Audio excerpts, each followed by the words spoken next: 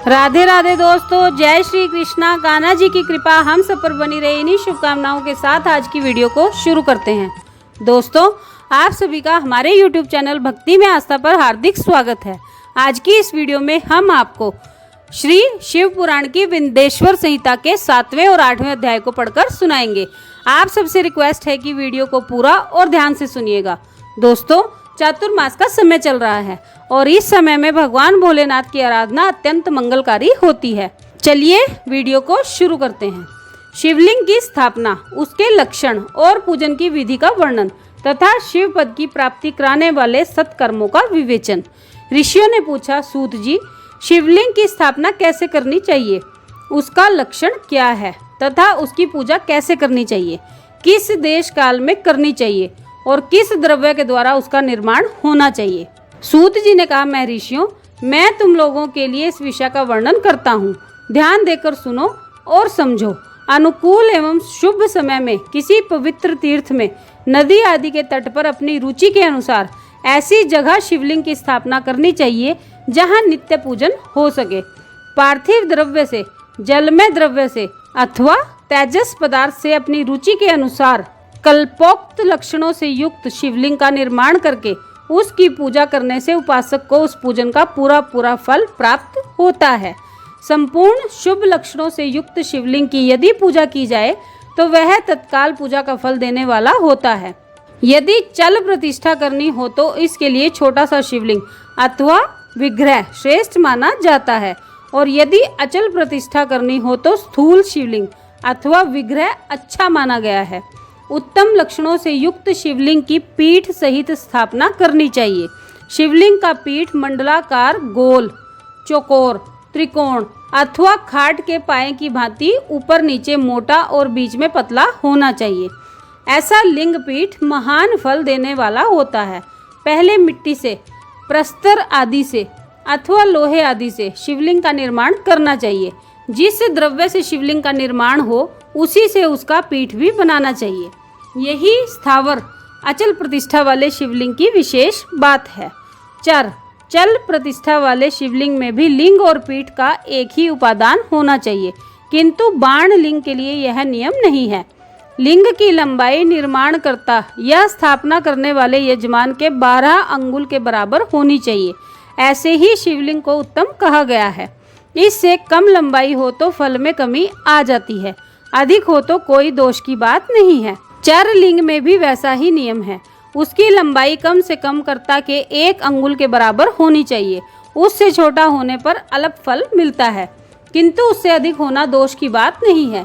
यजमान को चाहिए कि वह पहले शिल्प शास्त्र के अनुसार एक विमान या देवालय बनवाए जो देवगणों की मूर्तियों से अलंकृत हो। उसका गर्भगृह बहुत ही सुंदर, सुदृढ़ और दर्पण के समान स्वच्छ हो। उसे 9 प्रकार के रत्नों से विभूषित किया गया हो। उसमें पूर्व और पश्चिम दिशा में 2 मुख्य द्वार हों। जहाँ शिवलिंग की स्थापना करनी हो उस स्थान के गर्त में नीलम, लाल वैदुर्य, श्याम, मरकत, मोती, मूंगा, गोमेद और हीरा, इन 9 रत्नों को तथा अन्य महत्वपूर्ण द्रव्यों को वैदिक मंत्रों के साथ छोड़ें। सधोजात आदि 5 वैदिक मंत्रों द्वारा शिवलिंग का 5 स्थानों में क्रमशः पूजन करके अग्नि में भविष्य की अनेक आहुतियां दें और परिवार सहित मेरी पूजा करके गुरु स्वरूप आचार्य को धन से तथा भाई बंधुओं को मनचाही वस्तुओं से संतुष्ट करें। याचकों को जड़ तथा चेतन वैभव प्रदान करें।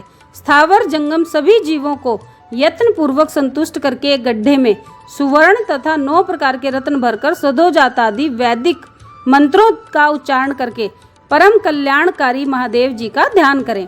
तत्पश्चात नाद घोष से युक्त महामंत्र ओंकार का उच्चारण करके उक्त गड्ढे में शिवलिंग की स्थापना करके उसे पीठ से संयुक्त करें। इस प्रकार पीठ युक्त लिंग की स्थापना करके उसे नित्य लेप अर्थात दीर्घ काल तक टिके रहने वाले मसाले से जोड़कर स्थिर करें। इसी प्रकार वहाँ परम सुंदर वेर की भी स्थापना करनी चाहिए। सारांश यह है कि भूमि संस्कार आदि की सारी विधि जैसी लिंग प्रतिष्ठा के लिए कही गई है वैसी ही मूर्ति प्रतिष्ठा के लिए भी समझनी चाहिए। अंतर इतना ही है कि लिंग प्रतिष्ठा के लिए प्रणव मंत्र के उच्चारण का विधान है, परंतु वेर की प्रतिष्ठा पंचाक्षर मंत्र से करनी चाहिए। जहाँ लिंग की प्रतिष्ठा हुई है वहाँ भी उत्सव के लिए 12 सवारी निकालने आदि के निमित्त वेर को रखना आवश्यक है। वेर को बाहर से भी लिया जा सकता है, उसे गुरुजनों से ग्रहण करें। बाह्य वेर वही लेने योग्य है जो साधु पुरुषों द्वारा पूजित हो। इस प्रकार लिंग में और वेर में भी की हुई महादेव जी की पूजा शिव पद प्रदान करने वाली होती है। स्थावर और जंगम के भेद से लिंग भी 2 प्रकार का कहा गया है। वृक्ष लता आदि को स्थावर लिंग कहते हैं और कृमि कीट आदि को जंगम लिंग। स्थावर लिंग की सिंचने आदि के द्वारा सेवा करनी चाहिए और जंगम लिंग को आहार एवं जल आदि देकर तृप्त करना उचित है। उन स्थावर जंगम जीवों को सुख पहुंचाने में अनुरक्त होना भगवान शिव का पूजन है, ऐसा विद्वान पुरुष मानते हैं। यों चराचर जीवों को ही भगवान शिव के प्रतीक मानकर उनका पूजन करना चाहिए। इस तरह महालिंग की स्थापना करके विविध उपचारों द्वारा उसका पूजन करें।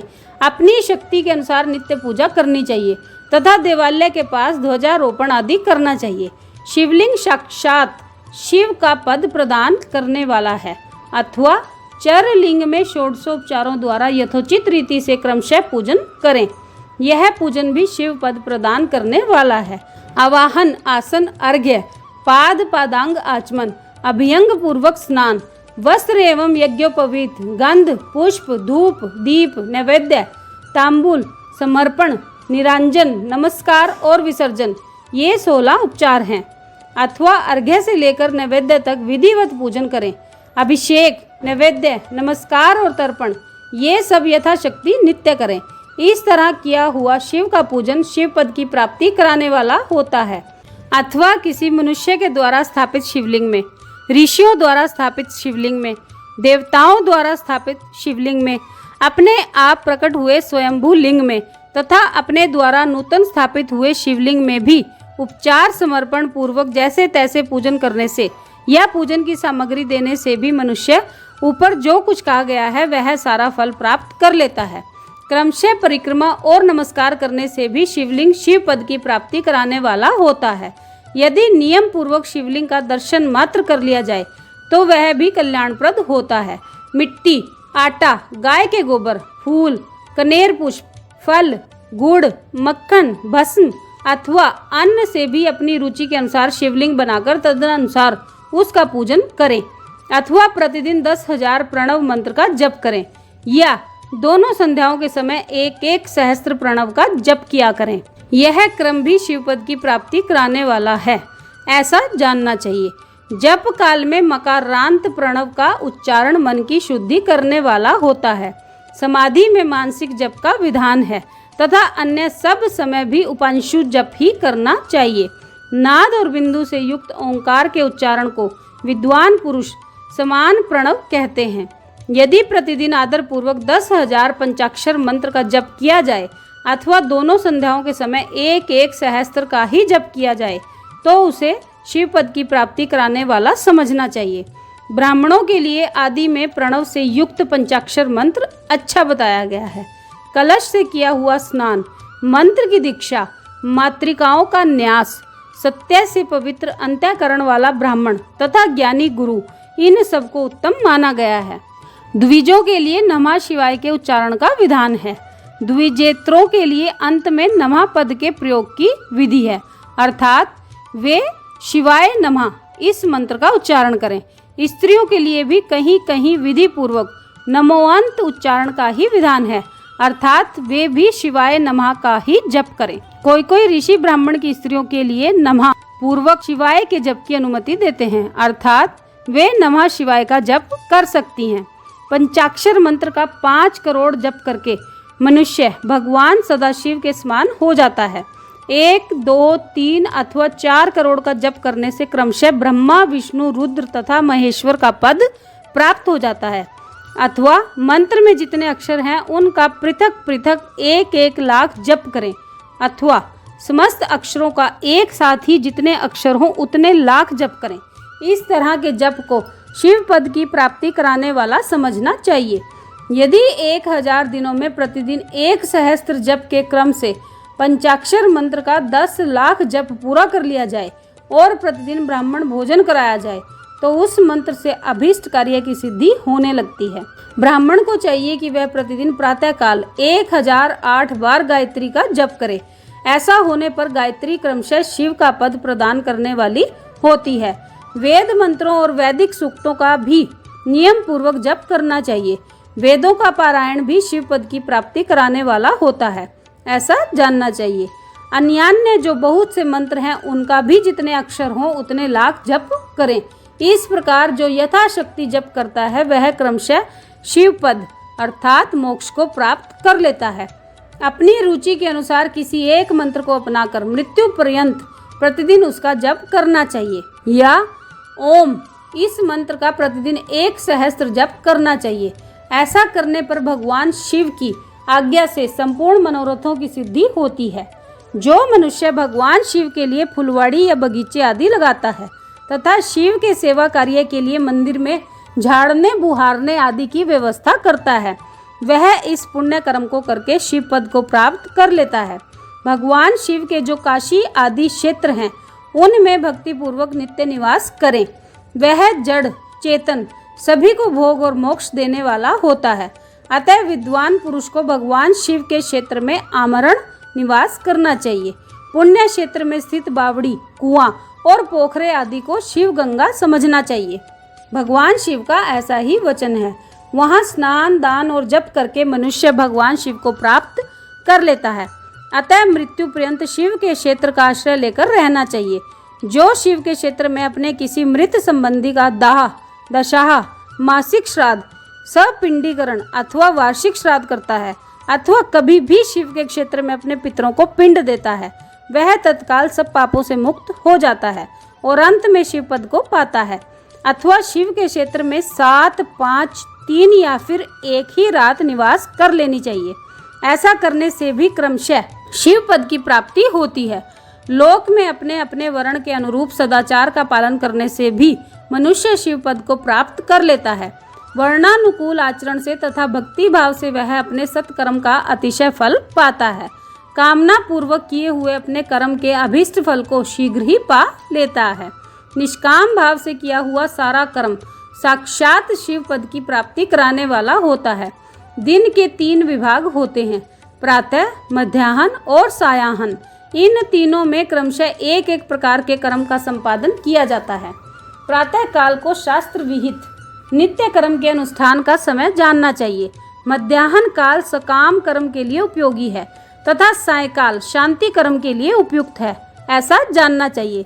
इस प्रकार रात्रि में भी समय का विभाजन किया गया है। रात के 4 प्रहरों में से जो बीच के 2 प्रहर हैं उन्हें निशित काल कहा गया है। विशेषतः उसी काल में की हुई भगवान शिव की पूजा अभीष्ट फल को देने वाली होती है। ऐसा जानकर कर्म करने वाला मनुष्य यथोक्त फल का भागी होता है। विशेषतः कलयुग में कर्म से ही फल की सिद्धि होती है। अपने अपने अधिकार के अनुसार ऊपर कहे गए किसी भी कर्म के द्वारा शिव आराधना करने वाला पुरुष यदि सदाचारी है और पाप से डरता है तो वह उन कर्मों का पूरा फल अवश्य प्राप्त कर लेता है। ऋषियों ने कहा, सूत जी, पुण्य क्षेत्र कौन कौन से हैं जिनका आश्रय लेकर सभी स्त्री पुरुष शिव पद प्राप्त कर लें, यह हमें संक्षेप से बताइए। ये था विंध्येश्वर संहिता का 7वां अध्याय। अब 8वां अध्याय सुनिए। मोक्षदायक पुण्य क्षेत्रों का वर्णन। काल विशेष में विभिन्न नदियों के जल में स्नान के उत्तम फल का निर्देश तथा तीर्थों में पाप से बचे रहने की चेतावनी। सूत जी बोले, विद्वान एवं बुद्धिमान महर्षियों, मोक्षदायक शिव क्षेत्रों का वर्णन सुनो। तत्पश्चात मैं लोक रक्षा के लिए शिव संबंधी आगमों का वर्णन करूंगा। पर्वत, वन और काननों सहित इस पृथ्वी का विस्तार 50 करोड़ योजन है।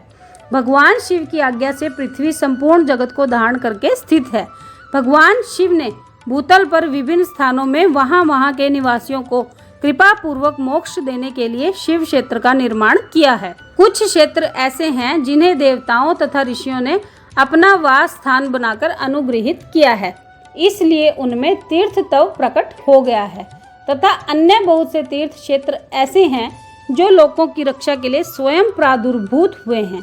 तीर्थ और क्षेत्र में जाने पर मनुष्य को सदा स्नान, दान और जप आदि करना चाहिए। अन्यथा वह रोग, दरिद्रता तथा मूकता आदि दोषों का भागी होता है। जो मनुष्य इस भारतवर्ष के भीतर मृत्यु को प्राप्त होता है, वह अपने पुण्य के फल से ब्रह्मलोक में वास करके पुण्य क्षय के पश्चात पुनः मनुष्य योनि में ही जन्म लेता है। पापी मनुष्य पाप करके दुर्गति में ही पड़ता है। ब्राह्मणों, पुण्य क्षेत्र में पाप कर्म किया जाए तो वह और भी दृढ़ हो जाता है। अतः पुण्य क्षेत्र में निवास करते समय सूक्ष्म से सूक्ष्म अथवा थोड़ा सा भी पाप ना करें। सिंधु और सतलज नदी के तट पर बहुत से पुण्य क्षेत्र हैं।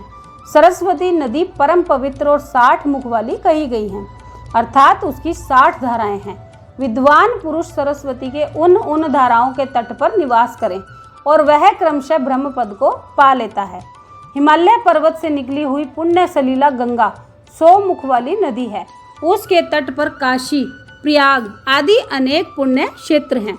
वहाँ मकर राशि के सूर्य होने पर गंगा की तटभूमि पहले से भी अधिक प्रशस्त एवं पुण्यदायक हो जाती है। सोनभद्र नदी की 10 धाराएं हैं। वह बृहस्पति के मकर राशि में आने पर अत्यंत पवित्र तथा अभीष्ट फल देने वाली हो जाती है। उस समय वहाँ स्नान और उपवास करने से विनायक पद की प्राप्ति होती है। पुण्य सलीला महानदी नर्मदा के 24 मुख हैं। उसमें स्नान तथा उसके तट पर निवास करने से मनुष्य को वैष्णव पद की प्राप्ति होती है। तमसा के 12 तथा रेवा के 10 मुख हैं। परम पुण्यमयी गोदावरी के 21 मुख बताए गए हैं। वह ब्रह्म हत्या तथा गोवध के पाप का भी नाश करने वाली एवं रुद्रलोक देने वाली है। कृष्णवेणी नदी का जल बड़ा पवित्र है। वह नदी समस्त पापों का नाश करने वाली है। उसके 18 मुख बताए गए हैं तथा वह विष्णु लोक प्रदान करने वाली है। तुंगभद्रा के 10 मुख हैं। वह ब्रह्मलोक देने वाली है। पुण्य सलीला स्वर्ण मुखरी के 9 मुख कहे गए हैं। ब्रह्मलोक से लौटे हुए जीव उसी के तट पर जन्म लेते हैं। सरस्वती नदी, पंपा सरोवर, कन्याकुमारी, अंतरीप तथा शुभ कारक श्वेत नदी, ये सभी पुण्य क्षेत्र हैं। इनके तट पर निवास करने से इंद्रलोक की प्राप्ति होती है। सह्य पर्वत से निकली हुई महानदी कावेरी परम पुण्यमयी है। उसके 27 मुख बताए गए हैं। वह संपूर्ण अभीष्ट वस्तुओं को देने वाली है। उसके तट स्वर्गलोक की प्राप्ति कराने वाले तथा ब्रह्मा और विष्णु का पद देने वाले हैं। कावेरी के जो तट शैव क्षेत्र के अंतर्गत हैं, वे अभीष्ट फल देने के साथ ही शिवलोक प्रदान करने वाले भी हैं। नैमिषारण्य तथा बद्रिकाश्रम में सूर्य और बृहस्पति के मेष राशि में आने पर यदि स्नान करें तो उस समय वहां किए हुए स्नान पूजन आदि को ब्रह्मलोक की प्राप्ति कराने वाला जानना चाहिए। सिंह और कर्क राशि में सूर्य की संक्रांति होने पर सिंधु नदी में किया हुआ स्नान तथा केदार तीर्थ के जल का पान एवं स्नान ज्ञानदायक माना गया है। जब बृहस्पति सिंह राशि में स्थित हों, उस समय सिंह की संक्रांति से युक्त भाद्रपद मास में यदि गोदावरी के जल में स्नान किया जाए तो वह शिवलोक की प्राप्ति करा देती है। ऐसा पूर्व काल में स्वयं भगवान शिव ने कहा था। जब सूर्य और बृहस्पति कन्या राशि में स्थित हों, तब यमुना और सोनभद्र में स्नान करें। वह स्नान धर्मराज तथा गणेश जी के लोक में महान भोग प्रदान करने वाला होता है। यह महर्षियों की मान्यता है। जब सूर्य और बृहस्पति तुला राशि में स्थित हों, उस समय कावेरी नदी में स्नान करें। वह स्नान भगवान विष्णु के वचन की महिमा से संपूर्ण अभीष्ट वस्तुओं को देने वाला माना गया है।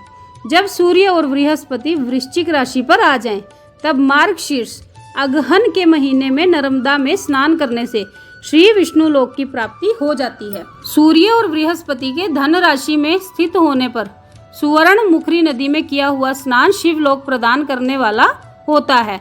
जैसा कि ब्रह्मा जी का वचन है, जब सूर्य और बृहस्पति मकर राशि में स्थित हों, उस समय माघ मास में गंगा जी के जल में स्नान करना चाहिए। ब्रह्मा जी का कथन है कि वह स्नान शिवलोक की प्राप्ति कराने वाला होता है। शिवलोक के पश्चात ब्रह्मा और विष्णु के स्थानों में सुख भोगने पर अंत में मनुष्य को ज्ञान की प्राप्ति हो जाती है।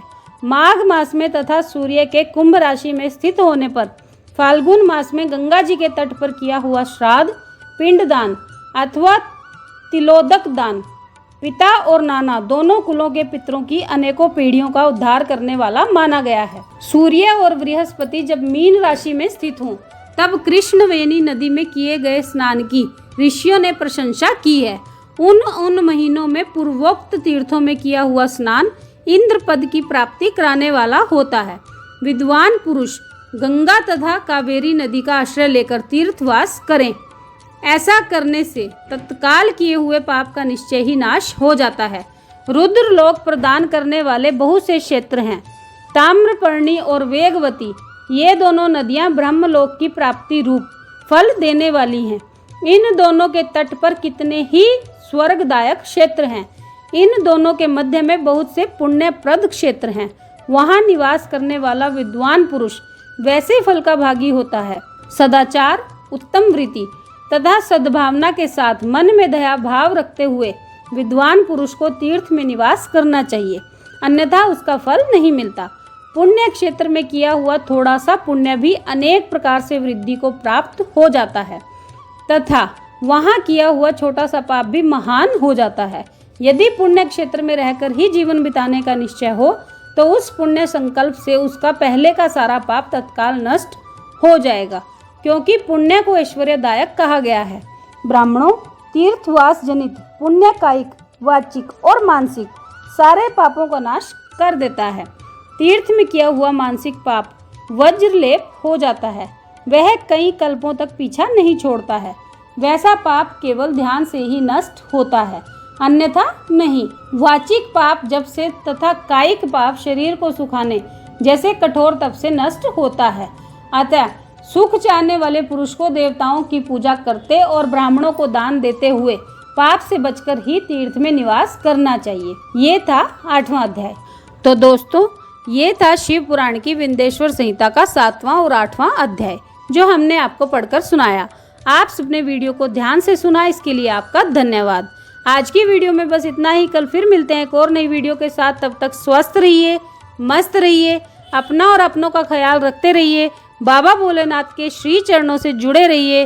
राधे राधे दोस्तों। जय श्री कृष्णा, जय माता दी।